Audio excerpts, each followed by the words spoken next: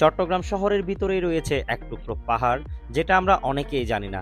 আপনারা যারা পাহাড় ভালোবাসেন, পাহাড়ে আসতে পছন্দ করেন, তারা খুব সহজেই চলে আসতে পারবেন এখানে। আজ আমি আপনাদেরকে দেখাবো আপনারা চট্টগ্রাম শহরের মধ্যে এই পাহাড়ে কিভাবে আসবেন। প্রথমেই আমি আর আমার ফ্রেন্ড চলে আসি লালখান বাজারে।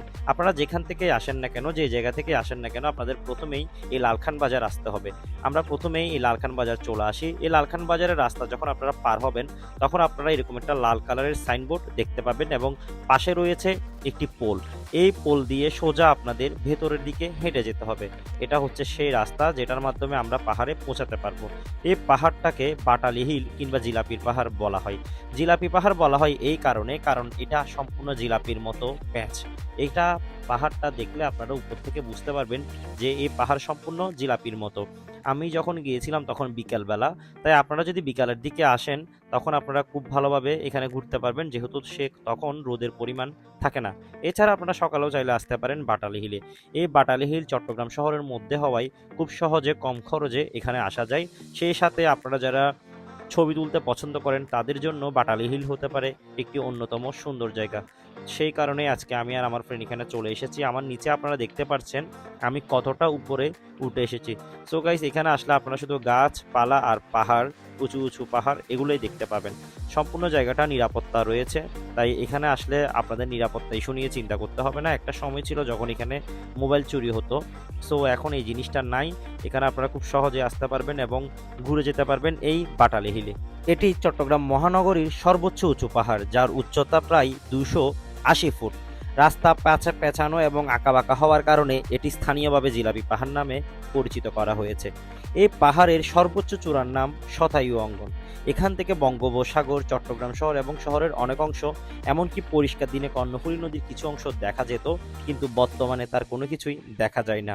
দ্বিতীয় বিশ্বযুদ্ধের সময় এ পাহাড়ের চূড়োয় বিমান বিধ্বংসী কামান স্থাপন করা হয়েছিল। ভাবা যায় এই জায়গাটা ঐতিহাসিকভাবে কতটা গুরুত্বপূর্ণ। বিকালের দিকে এখানে অনেক মানুষ আসে হাঁটার জন্য, ফ্যামিলি নিয়ে অনেকে আসে আড্ডা দেওয়ার জন্য। জায়গাটা অত্যন্ত সুন্দর। আপনারা যদি চট্টগ্রাম শহরের মধ্যে খুব অল্প পরিমাণ টাকা খরচ করে আপনার পরিবার নিয়ে বা ছোট বাচ্চাদেরকে নিয়ে এখানে আসতে চান, তাহলে তাদেরকে নিয়ে খুব সহজে আসতে পারবেন। এই জায়গা থেকে চট্টগ্রাম শহরের যে ভিউ, সেটা মোটামুটি খুব ভালোভাবে উপভোগ করা যায়। আমি আর আমার ফ্রেন্ড এখানে প্রচুর ছবি তুলেছি, সেই সাথে অনেক বেশি এনজয় করেছি, কারণ এই জায়গাটা আসলে অনেক সুন্দর। আর প্রাকৃতিক জায়গা সবসময় সুন্দর হয়, যেহেতু পুরো জায়গাটা পাহাড়ে ঘেরা, তাই এখানে বাতাসও ছিল যথেষ্ট। গরমের দিনে কিন্তু এই জায়গাটা অত্যন্ত সুন্দর এবং আপনারা খুব ভালোভাবে এখানে ঘুরতে পারবেন।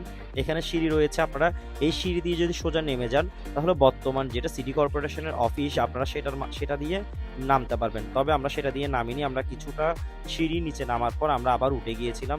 জাস্ট আমি আপনাদেরকে পুরো জায়গাটা ভিউটা দেখানোর জন্য এদিক দিয়ে নামছিলাম। সো গাইস, আপনারা চাইলে চট্টগ্রাম শহরের খুব কাছে এই বাটালি হিলে ঘুরে যেতে পারেন। সেই সাথে অনেকগুলো ছবি একসাথে তুলতে পারেন। বিশেষ করে মেয়েদের জন্য এটা হতে পারে খুবই পারফেক্ট একটা জায়গা, যেহেতু তারা প্রচণ্ড ছবি তুলতে পছন্দ করে। সো মেয়েরা খুব সহজে এখানে আসতে পারবেন। বিকালের দিকে আসলে ভালো, কারণ রোদ থাকে না। সকালের দিকে আসলেও এখানে রোদের তীব্রতা কম পড়ে, যেহেতু পুরো জায়গাটা গাছালি দিয়ে ভরা। তাই আপনারা চট্টগ্রাম শহরের মধ্যে যদি পাহাড় খুঁজেন, তাহলে এটা হতে পারে অল্প টাকার ভিতর বেস্ট একটা ভ্রমণ ট্রিপ। আমার এই সম্পূর্ণ ভিডিওর মাধ্যমে আমি চেষ্টা করেছি সম্পূর্ণ জিলাপির পাহাড় বা বাটালি হিলকে দেখানোর জন্য। আপনারা যখন আসবেন তখন আরও খুব ভালোভাবে বুঝতে পারবেন এবং দেখতে পারবেন সম্পূর্ণ জায়গাটা। আমরা সম্পূর্ণ জায়গাটা ঘুরতে ঘুরতে প্রায় সন্ধ্যা হয়ে গিয়েছে, কারণ এই জায়গাটা যথেষ্ট পরিমাণ বড়, তাই আপনারা হাতে সময় নিয়ে আসবেন। সো গাইস, সন্ধ্যা হয়ে যাচ্ছে, এবার চলে যেতে হবে। আজকের ভিডিও এখানেই শেষ। ভিডিও যদি আপনাদের ভালো লেগে থাকে অবশ্যই লাইক, কমেন্ট, শেয়ার এবং সাবস্ক্রাইব করবেন। ধন্যবাদ।